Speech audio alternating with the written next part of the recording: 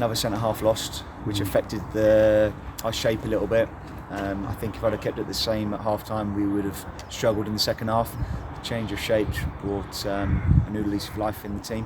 We wanted to run harder in the second half, and we did, and it was comfortable in the end. But the first half, it was too bitty.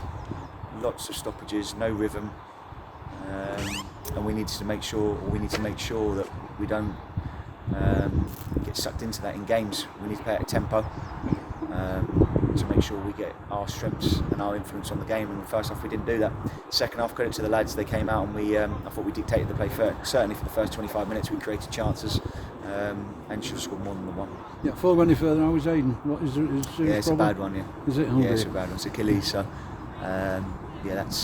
it's a bad one. It's a change you had to make again, and Joseph adaptable and Fraser both adaptable again and fitted in the end quite nicely. Yeah, we've done well with back four. Yeah.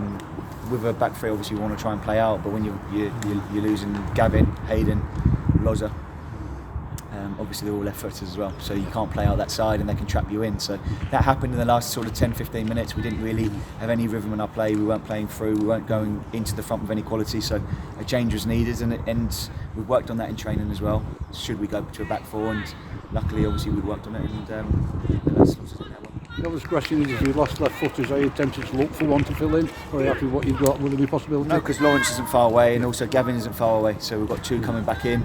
But for credit to Joseph in particular, he hasn't played a lot of minutes, and to sustain that level against a team that's right up there for 95 minutes, impressive display.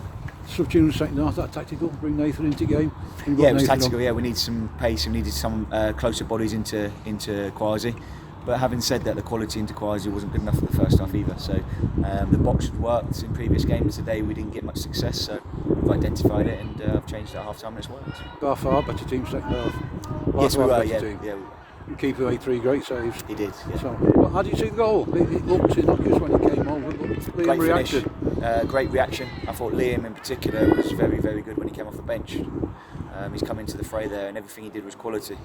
I really, really liked his performance, and that's what he can do. But he needs to string that together now.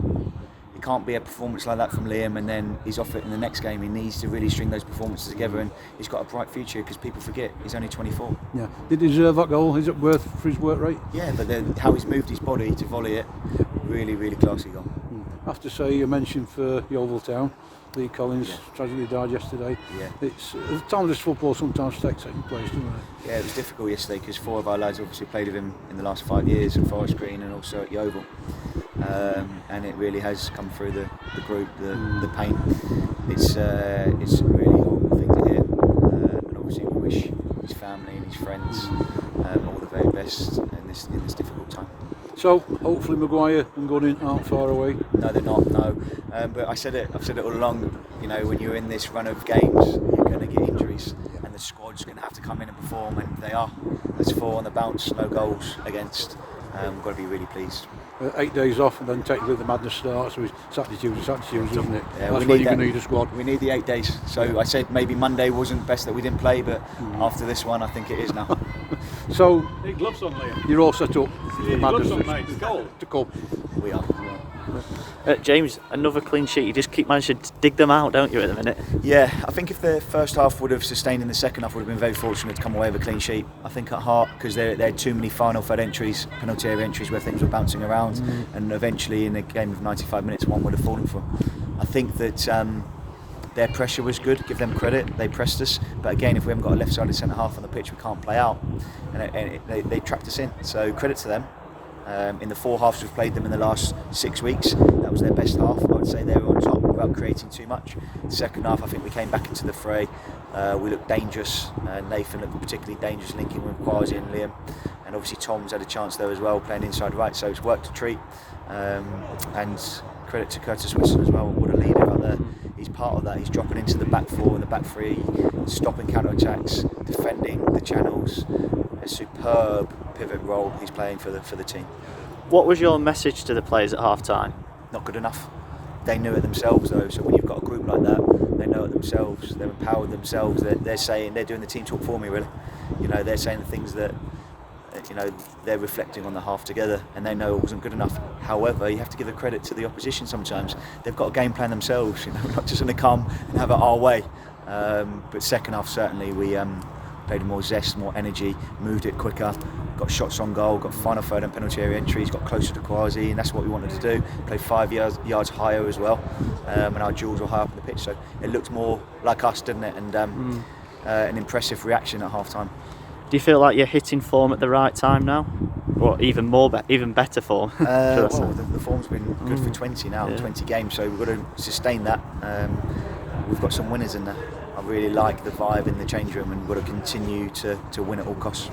Is there any indication of how serious Hayden Hollis's injury is going to be? It's a serious one. So it's his Achilles. So I'll update you obviously next week, but it's not looking good. And no Jack McCourt, is he still a week or two away? We tried a little bit. He came back as a floater in training, didn't work. So it's touch and go for Kings Lynn, but certainly after Kings Lynn he'll come into the fold. And you gave Joe Rowley his first start for a while today as well. A bit of a difficult afternoon, I suppose, having to switch positions as well with Hollis going on. Yeah, it was. We talk about rhythm. He didn't get any rhythm in his game, particularly because he didn't get any service. We didn't play him in the front of the box.